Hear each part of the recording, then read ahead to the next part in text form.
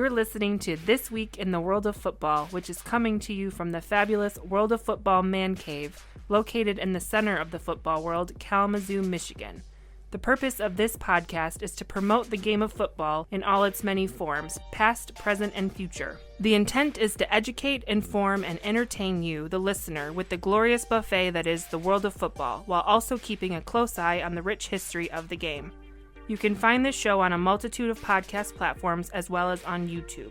Timestamps are provided in the show description, so you can jump to the topics you really want to listen to. So without further ado, let's kick off this week's show. Hello again, everyone. This is episode number 403 for July 22nd, 2025. I'm your host, Randy Snow. On this week's show, the IFL knows which teams are headed to the playoffs, 2 new college football documentaries are on the horizon, and President Donald Trump has a big demand for Washington's new stadium proposal. But I'm not here all by myself. Across the table from me, as always, is my son, Adam. Unfortunately, before we started recording, we got the sad news of the passing of the Prince of Darkness himself, Ozzy Osbourne. So everybody take a moment, raise your chalice, and pour one out for one of the best frontmen of all time. He just did a concert. Was it awesome, last week or a couple weeks ago? Yeah, within the last couple weeks. What do they call it? The Back to the Beginning Black Sabbath reunion thing where my favorite band, Tool, played like a 20-minute set. Yeah. Metallica played. All these great bands played like little sets and like covered songs from Black Sabbath. It was awesome. And then he just passed away. Like after they did all that, and I heard they were gonna like put the documentary, the thing in theaters, like the concert. So we'll see. Just I don't know. Kind of. It always sucks when you hear about a legend like that just passing away. Have you seen any of the show that he and his wife do with their son Jack? Nope. The paranormal thing, Nope. where he'll show them pictures of UFOs and they'll go, "Oh, that's fake," or "My God, that looks real," and Nope. or ghosts and stuff like that. So, yeah, I've seen some of those episodes. It's kind of funny. I mean, the most I've seen of him outside of like some music stuff is his Austin Powers cameo. That's probably the peak Ozzy Osbourne for me. But hey, I'll say that when I got that Black Sabbath album in high school with Paranoid on it and War Pigs, oh, that changed my life. That's great. Okay. Let's get back on the football subject here. Not only do we have this weekly podcast, but we also have a YouTube channel. We currently have 600 videos on our YouTube channel, with the newest ones being our CFL Weekly Week 7 recap. Just lying around, you and your brother-in-law Kyle finally got another episode in the can there. Episode number 58. I just had to wait for him to say, "Hey, we're doing an episode." I'm like, "All right, take the lead. Let's do this." And you also did a short that was very disrespectful to me. Hold on, that was all him. I asked him before we hit record. I was like, "Do you have any material that's going to be worth a short?" And he goes, "Probably not." And I was like, "All right." But then when he started kissing your butt, I was He was trying to be nice to me, and you made fun of him. I mean, I think we all would have made fun of him. Yeah, I've seen a lot of people that will post like memes or something, and I wanted to post a meme of Rodney Dangerfield saying, "I don't get no respect." You don't. From that, and I tried it, and I couldn't figure out how to do it. Of those 600 videos you said we post, Randy, how many of them are at your expense? Not too many. Oh, no, I'd say a lot are at your expense.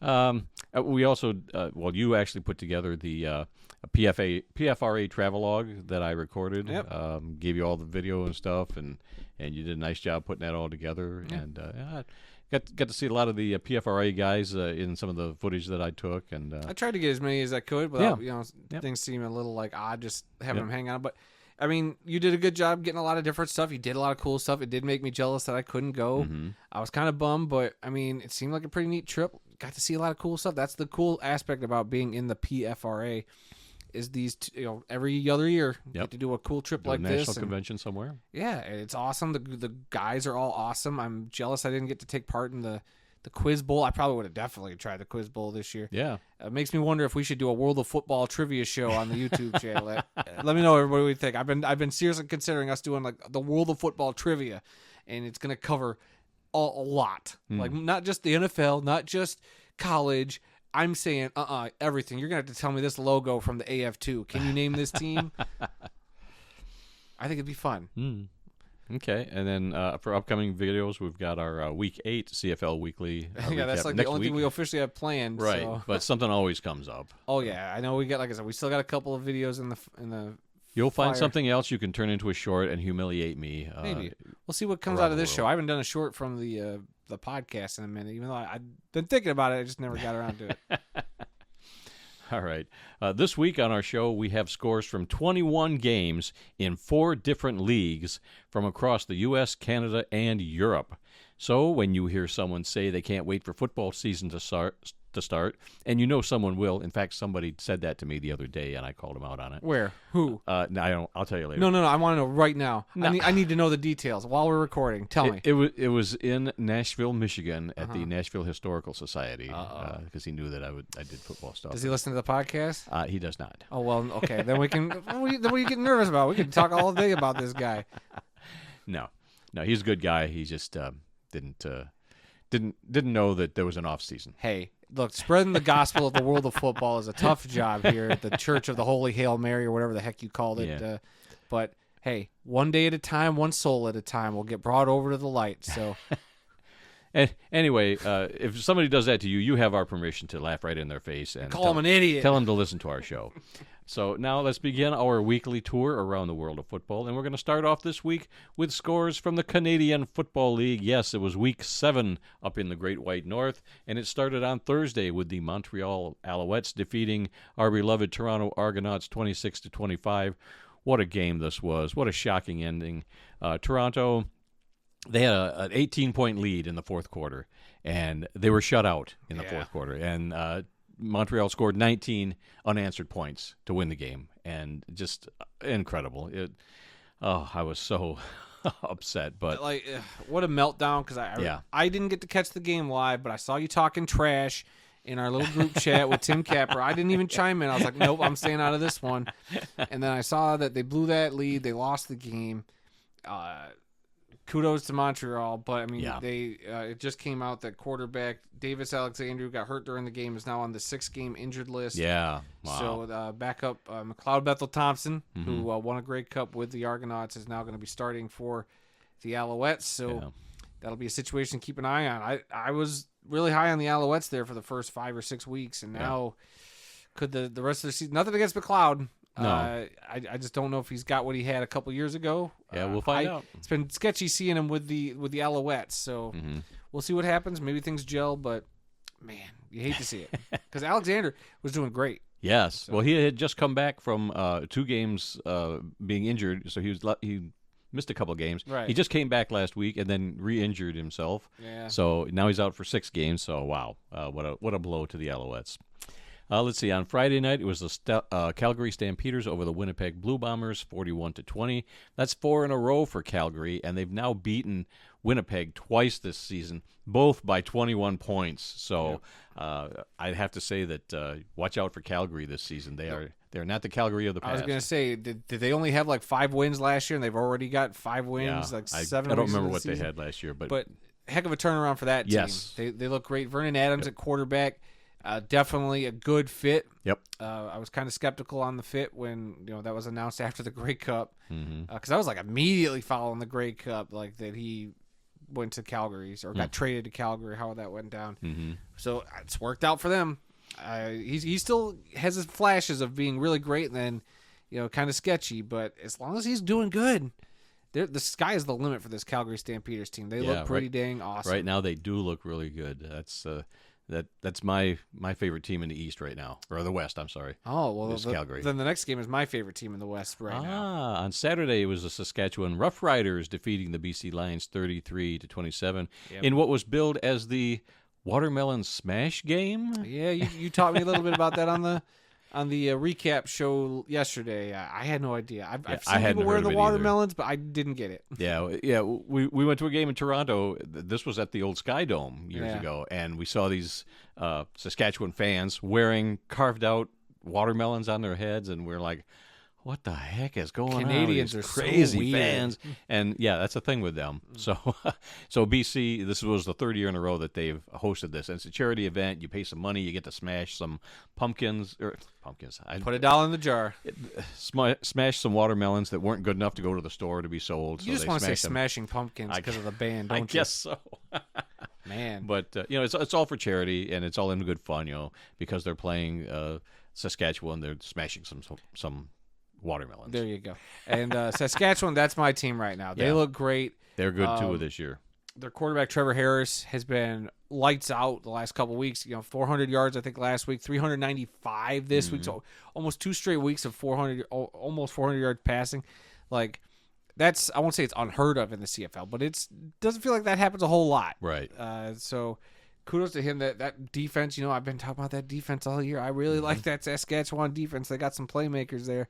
And as much as I like Nathan Rourke with the BC Lions, that's just, is it time for them to start having a conversation? Is he really the answer? Is he good enough to get them over the hump? So far, the answer is no. I know you keep saying they got to put a team around him. Yeah. That's the case with any team, but right.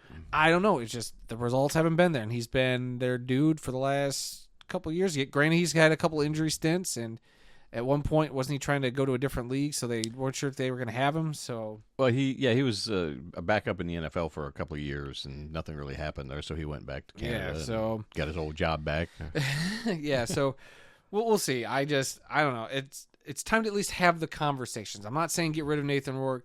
When he's awesome, he's awesome. He had a couple of great passes during that game. Yeah. He looked awesome. He can run with the best of them, too. He's got such potential. Scramble to find an open receiver. But, sometimes you do got to think, like, is this guy the right fit for your team? And, well, I think he's a good marketing he's a great marketing tool. One of only 2 CFL Canadian quarterbacks. Exactly. Like, I get that. But at the same time, if you're trying to win football games and you're trying to win a Grey Cup, I mean, you got to do what you got to do. Like, look what the Rams in the NFL traded Jared Goff, who'd been to a Super Bowl, traded him for Matthew Stafford, who never won anything. What'd they do? That was a great fit. They won a Super Bowl with Matt Stafford. So you never know. A change of scenery for a quarterback can do wonders. And for Goff going to Detroit changed his career. So, well, we knew as Lions fans that Stafford was the best quarterback that we'll around. ever see. Yeah, but nobody else knew that. And as soon as he went to Los Angeles, everybody's like, "Oh, wow, this guy's really good." Duh, we knew that. We just didn't have a good team around him for 10 years. Could that be Nathan Rourke? Yeah. Could that be Trey Ford? Do they just need a change of scenery to have everything kind of fall into place? I'm just asking the questions. I don't know if that's the right answer or not. I mean, I would hate to see Nathan Rourke leave, but I just feel like you got to start asking the question, because the BC Lions have kind of been, I won't say a middling CFL franchise, but just, I don't know. They just haven't been able to get over that hump. Like last year, they came so close to the playoffs, but they were going back and forth between Vernon Adams and Nathan Rourke. They couldn't stick it out with one of them. Right. They chose Nathan Rourke. Okay, and what have they accomplished with just Nathan Rourke now? You got to give him time. I get they need time, but at the same time in the CFL, you only got 9 teams. The odds of you getting to a Grey Cup are way better than if you're an NFL team where you got a 132 odds. So I'm just saying, you got to, I don't know, how much time can you waste? I'm just saying. All right, and then on Sunday it was the Hamilton Tiger Cats over the Ottawa Red Blacks, 30-15. I missed this fact when we talked about this yesterday on our CFL show. Hamilton quarterback Bo Levi Mitchell is now in 10th place on the all-time CFL passing leader list, passing Tracy Ham. And I think I remember them saying that on the broadcast. I think they did, and I guess I didn't. It didn't hit me that way, so I didn't mention Clearly, it. yeah. I mean, I forgot about it too yesterday, but now that you mentioned it, I was like, oh, yeah, I forgot about that. But I found an article on the CFL website that talked a little bit more about it, so that's why I mentioned it here. And then the Edmonton Elks were on bye last week. So looking at the standings after 7 weeks in the CFL, in the East, it's the Hamilton Tiger Cats at 4-2, as well as the Montreal Alouettes, Toronto Argonauts at 1-5, and the Ottawa Red Blacks at 1-6. In the West, it's the Calgary Stampeders and the Saskatchewan Roughriders at 5-1, Winnipeg Blue Bombers at 3-2, BC Lions at 3-4, and the Edmonton Elks at 1-4.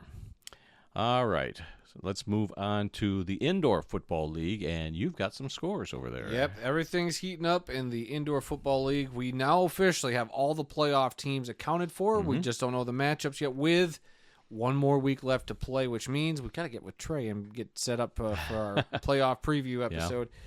Probably next week we'll have to talk to him. So your Week 18 scores. Friday night saw the Green Bay Blizzard defeat the Massachusetts Pirates 56-27. On Saturday, the Arizona Rattlers took out the San Antonio Gunslingers 41-39. That was a close one there. Our beloved Fisher's Freight defeated the San Diego Strike Force 49-40.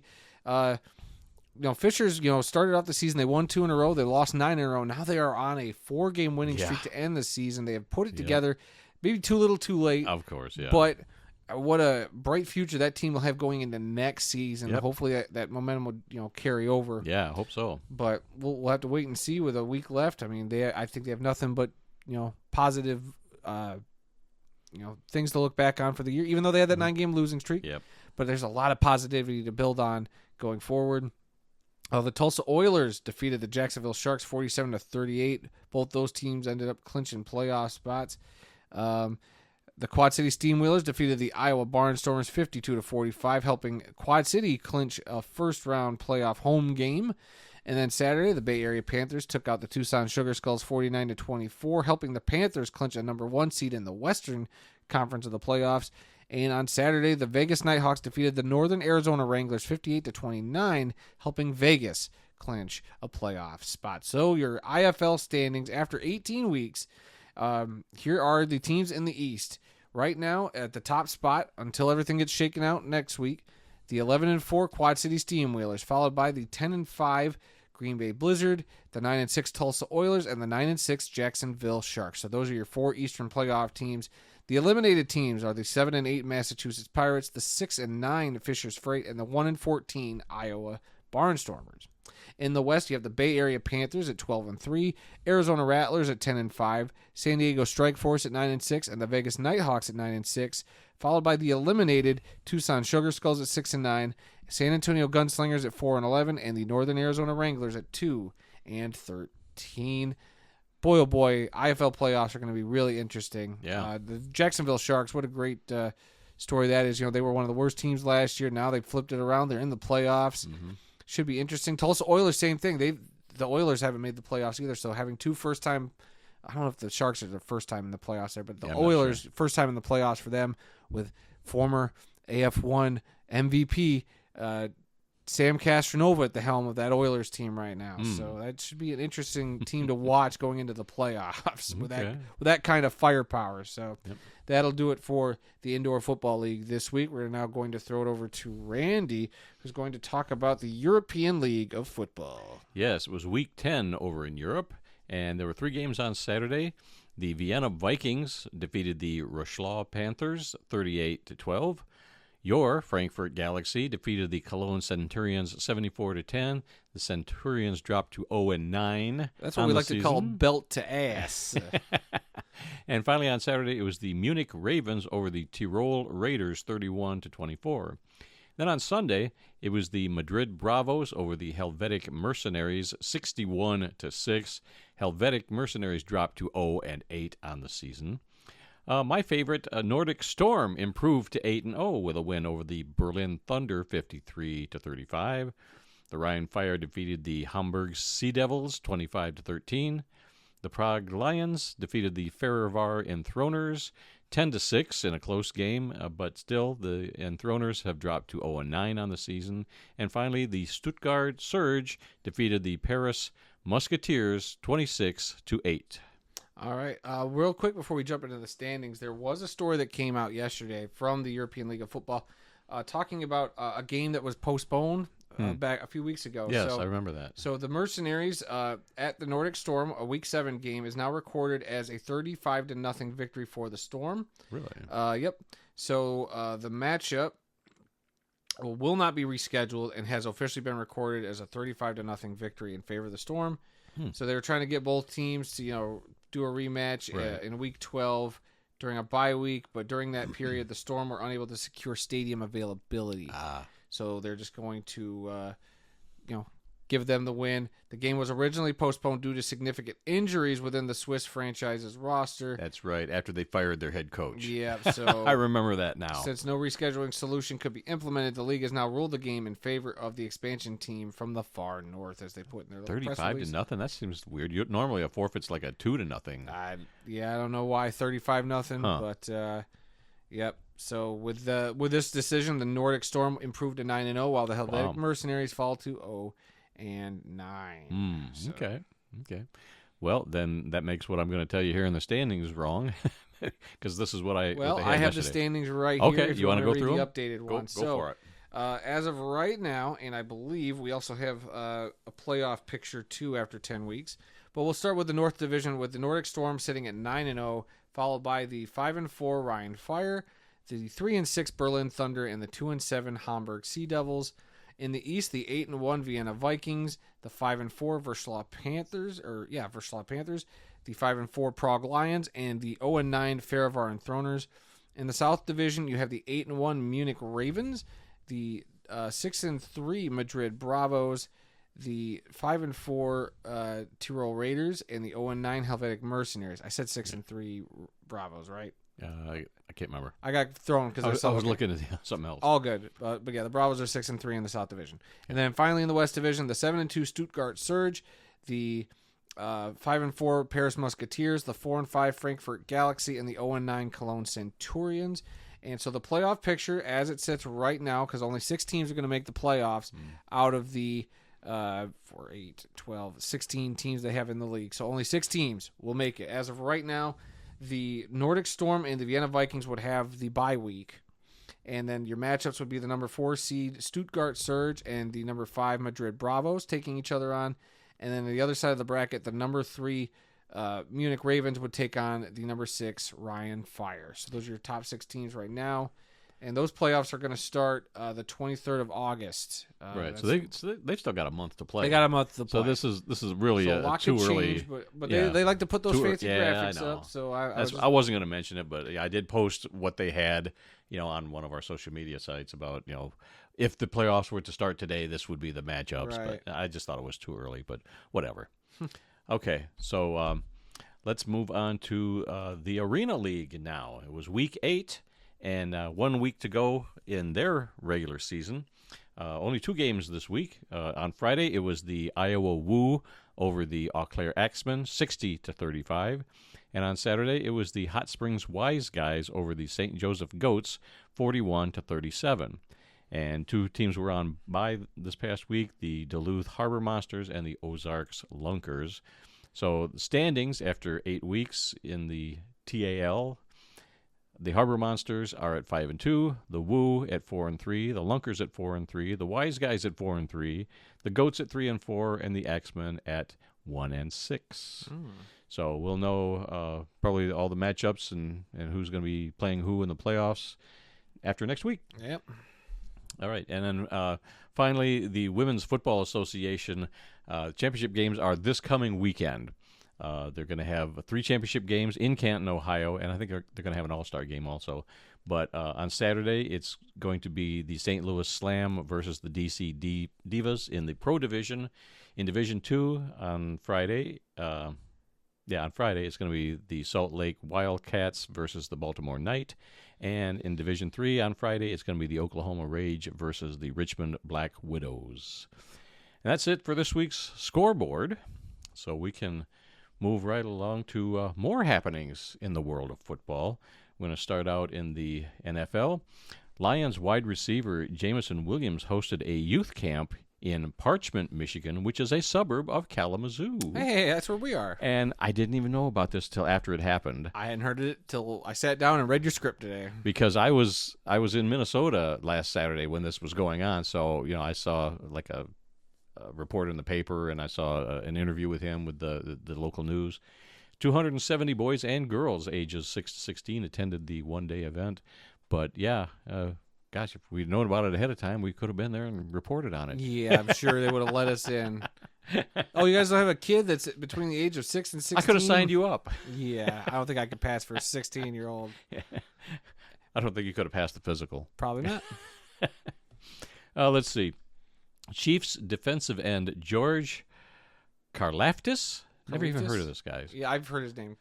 Signed a 4-year, $93 million contract extension with the team with just $62 million guaranteed. Oh, is that all? He was a first-round pick out of Purdue by the team in 2022, and he's already got 2 Super Bowl rings. That must be nice.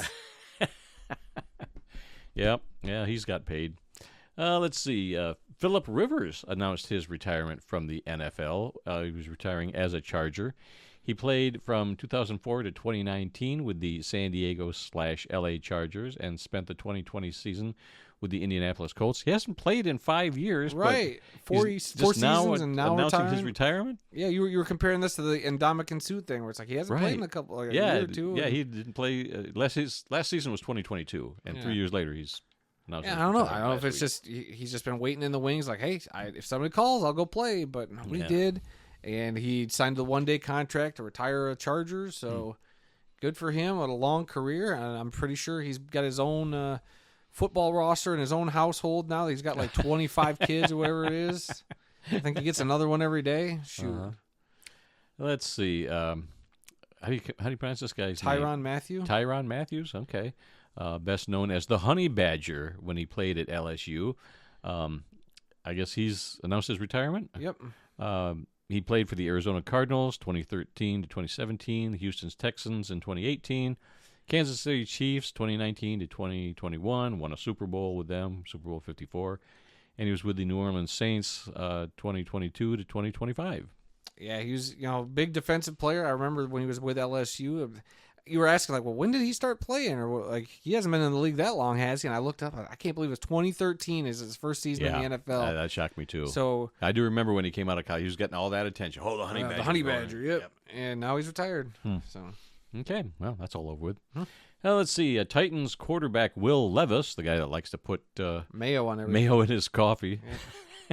And it was a big internet meme last year during the NFL season. Yep. He is going to undergo season-ending surgery on his right shoulder. So, man, you hate to see it. There's been a couple of guys before training camps even started. Lions got a guy, Levi Onwuzurike, who's also out for the year. Yeah, out for the year with a knee with an injury. So you hate to see it, like right before training camps even done. Like absolutely crazy. But I mean, for Will Levis, I saw this. I raised an eyebrow because they just drafted Cam Ward number 1 overall. I'm like, is he really out for the year? Like, what's the deal here? Like, you and your conspiracy theories. I mean, it's probably true. I mean, I saw a thing talk about his recovery or what is happening with his shoulder and whatnot, and the problems it's actually causing. So, I mean, guy had to do what he had to do. I mean, I wonder if he also figured, like, well, shoot, Cam Ward got drafted number 1. He's definitely their future. So what?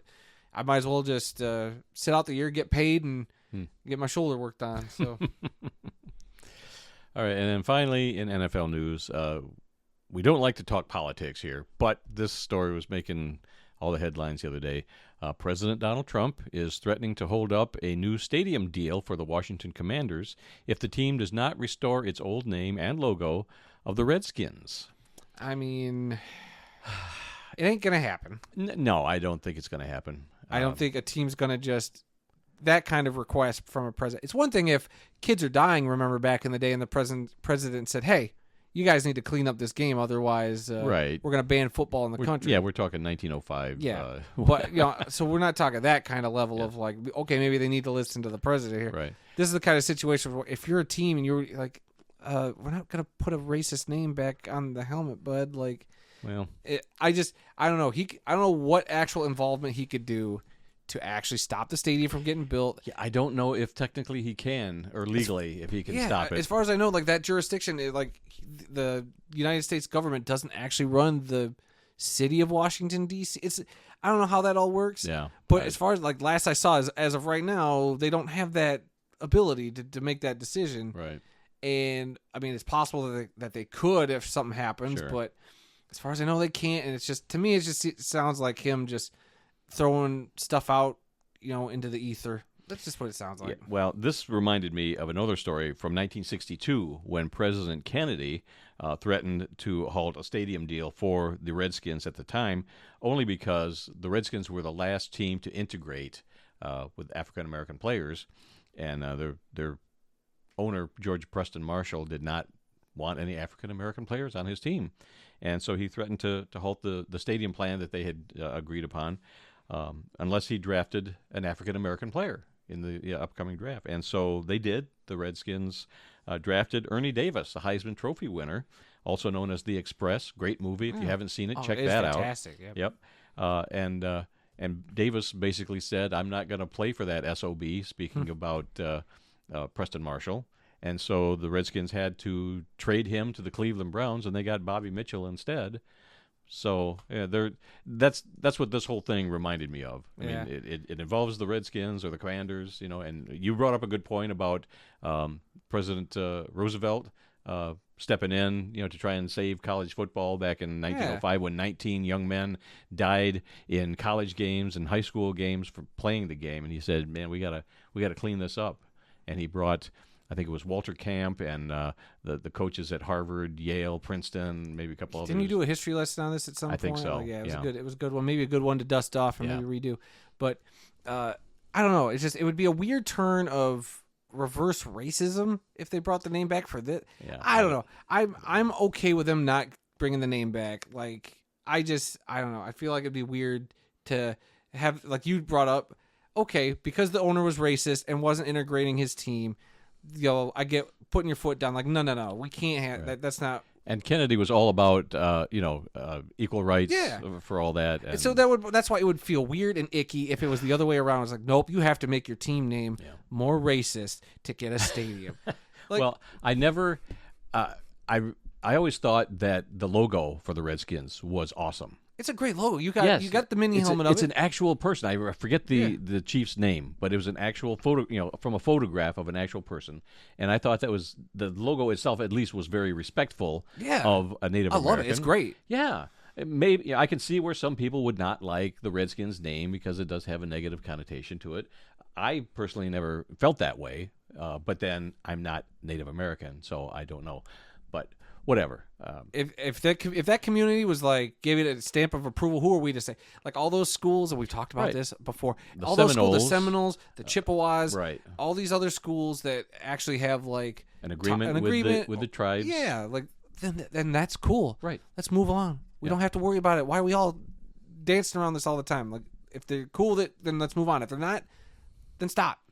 I mean, then you got like those other offensive logos out there from other like. People, I don't know. It's a touchy subject. We can move on. Yeah, but I don't know. I I just feel like there's certain things as president that, okay, I get why you would step in for something like, hey, 19 kids died. Let's step in and solve this problem. Hey, let's not be racist and integrate our teams. Cool. Doing the exact opposite of, hey, let's bring that racist name back, that racial slur back as a team name. Then we can get a stadium. That just... I don't know. That just feels icky to me. He should stick out of it.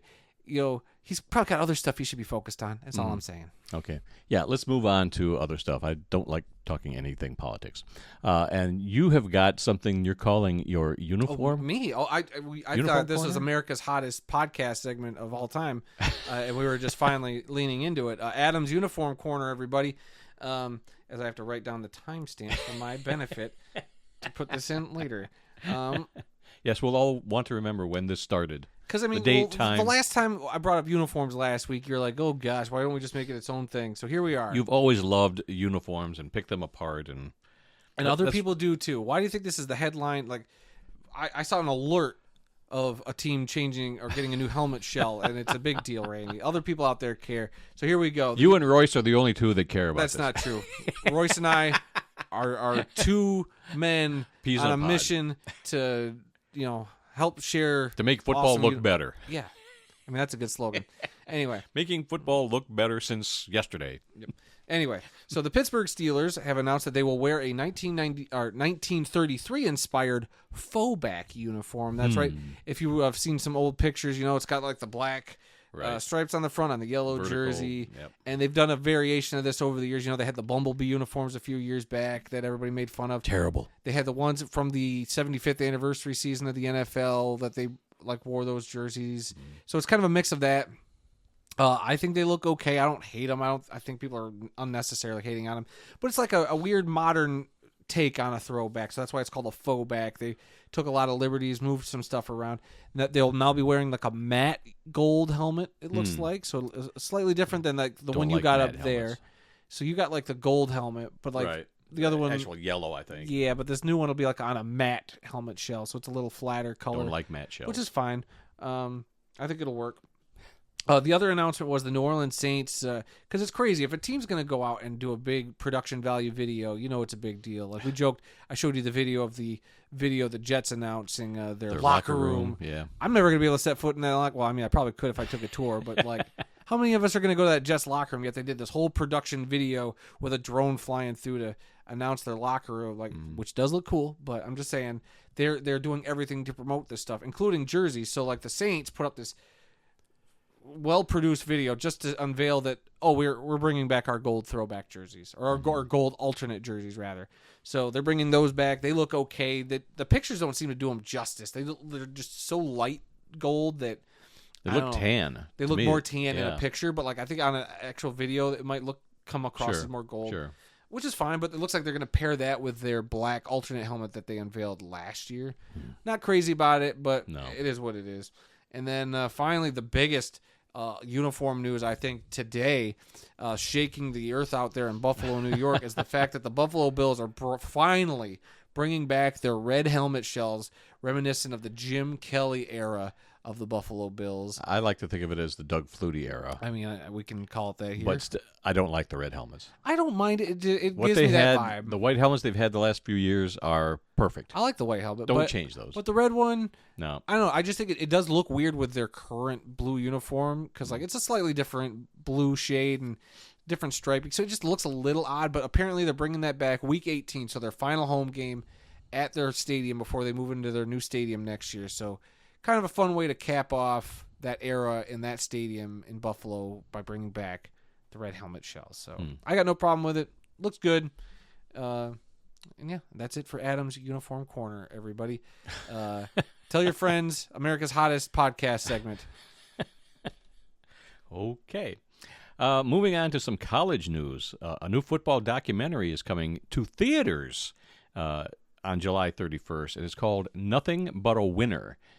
Did you see this trailer? I have not seen this trailer It yet. just came out, I think, yesterday. I saw it for the first time, but it's called Nothing But a Winner, the Alabama Football Story. And I'm just shocked that it's going in movie theaters and not on a streaming service like everything else does.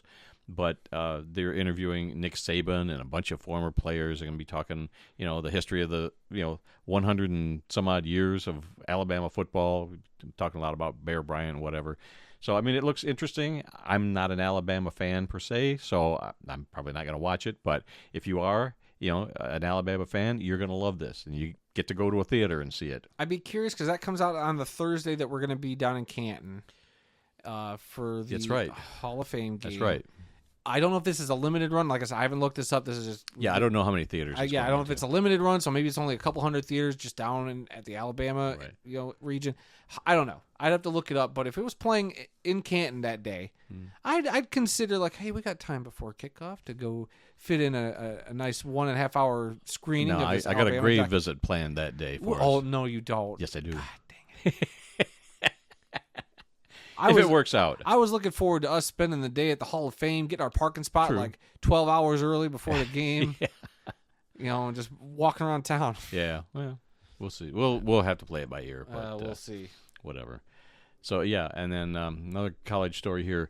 Sacred Heart University is going to become the 13th member of the FCS Coastal Athletic Association Conference next year in 2026.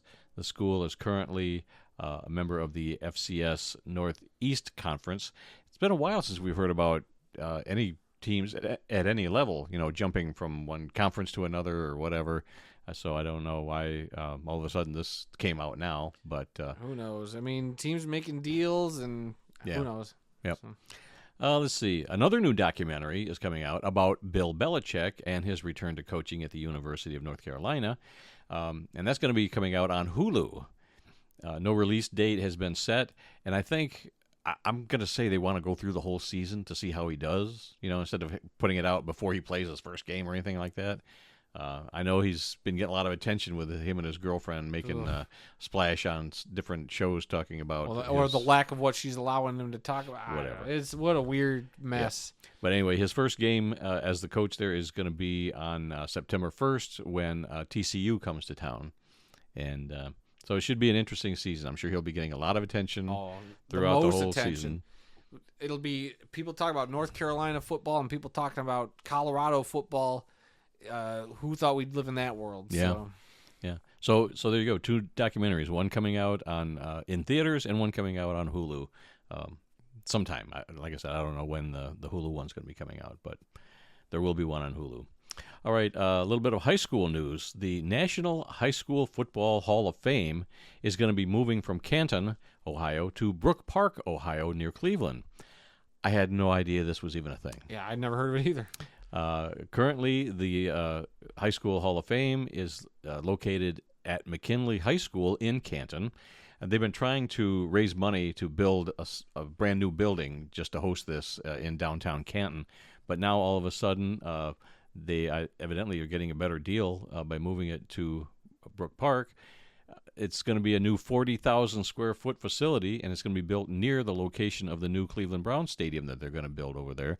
So they don't actually know the location of where this facility is going to be or when they're actually going to move over there. But it will be moving from Canton to Brook Park. The inaugural class for the High School Hall of Fame, High School Football Hall of Fame, was inducted in 2023, so it's only a couple of years old. I think it was founded back in 2010, but they inaugurated their first class, or inducted their first class, in 2023. So, yeah, I thought maybe it was actually in the Hall of Fame, like the Black College Hall of Fame is there. And I kept thinking, I don't remember seeing that at the Hall of Fame, because when it says, that it's in Canton, you just assume, oh, it's at the Hall of Fame. But it wasn't. But I had to do some digging to figure that out. Okay, let's move on to some birthdays today. July 22nd is the birthday of wide receiver Keyshawn Johnson, who turns 53 today. He played his college football at USC, and it was the first overall pick in the 1996 NFL Draft by the New York Jets. He played 11 NFL seasons. He was with the Jets from 96 to 99, the Buccaneers from 2000 to 2003. He was with the Cowboys from 2004 to 2005, and he finished off with the Carolina Panthers in 2006. He won Super Bowl 37 with the Buccaneers. And the other birthday today is that of wide receiver Tim Brown. He turns 59 years old today. Played his college football at Notre Dame. He was the 6th overall pick in the 1988 NFL Draft by the Los Angeles Raiders. He played 17 NFL seasons. He was with the L.A. and Oakland Raiders from 88 to 2003, and he finished off his playing career with the Tampa Bay Bucks in 2004. He was inducted into the Pro Football Hall of Fame in 2015 and is currently the commissioner of the Arena League. Yep. And we do have 2 obituaries today. This is where we take a moment and we honor those who made the world of football a better place.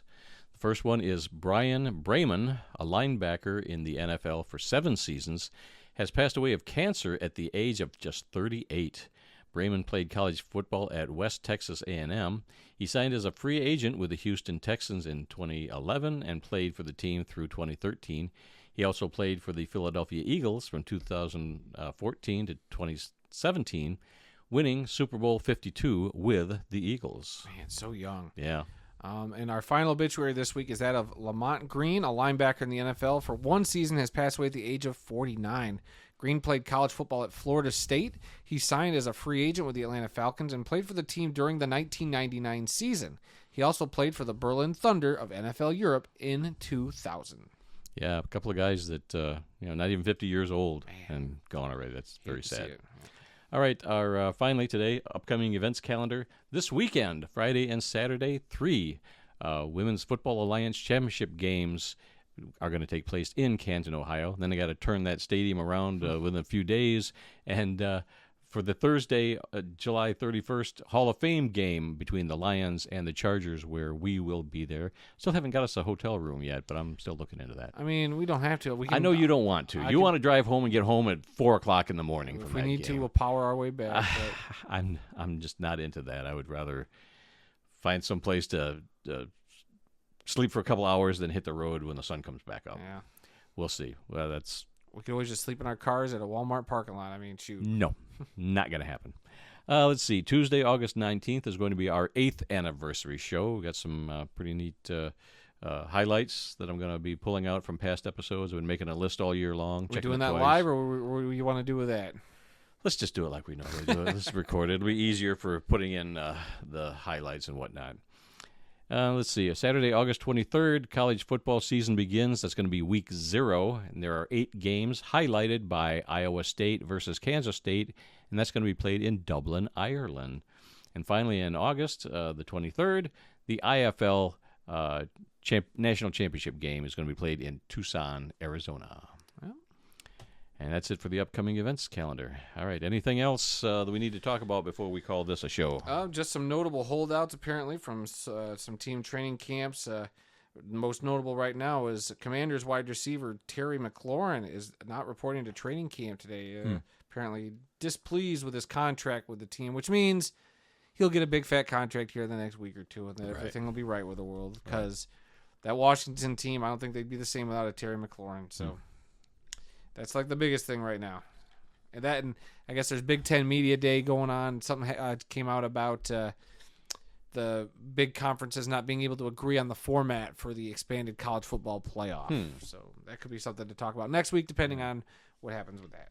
So that's everything I'm seeing right now, just kind of scrolling through the intranets. Okay. Well, that's all for this week. Don't forget to check out our World of Football merchandise at tpublic.com. For the latest in football-related T-shirts, hats, mugs, and more from our merch store. Remember, folks, some people may love football more than we do, but nobody, and I mean nobody, loves more football than the two of us guys sitting here in Kalamazoo talking about all things football. Join us again next week when we'll try and do a better job. Yeah, right. And until then, I'm Randy Snow. And I'm excited about all the pictures and videos we're seeing of these the Kalamazoo Event Center that's getting built downtown and looking pretty cool. Just saying, it might be big enough for, some cool football stuff if they were ever to go that route. That'd be awesome. Yeah. I don't think it's finished until 2027 or 8.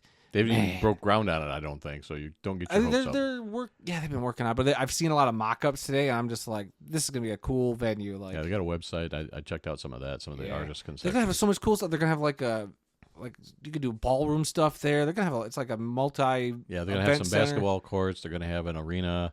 They got like a side ice rink. This place going to have everything. It's awesome. The K-Wings pro team and Western Michigan hockey is going to be moving in there. Heck yeah, so it'll be pretty cool when they get that done. It'll bring a lot of tourists into downtown Kalamazoo. I think so. Man, Kalamazoo is looking up and up. It's awesome. All right. Now, if only we could get like a World of Football sponsorship with them or something, or have them sponsor us. Wouldn't that be great? Yeah, if we got to put out money, it ain't happening. Oh, yeah. Here's our $5 we made from our YouTube. Have we made that much? Wow. I mean, we'll see you all again next week. Thanks for listening, and we hope you enjoyed this installment of This Week in the World of Football. New episodes of the podcast are posted every Tuesday and can be found wherever good podcasts are found. You can find the World of Football on Facebook, Instagram, and X by searching for TWOF Kalamazoo or using the links down in the episode description. Head on over to YouTube and subscribe to the World of Football for more fun football-related content. Just search for the World of Football Kalamazoo or use the handle @the World of Football. Thanks for listening and hope to see you again next time.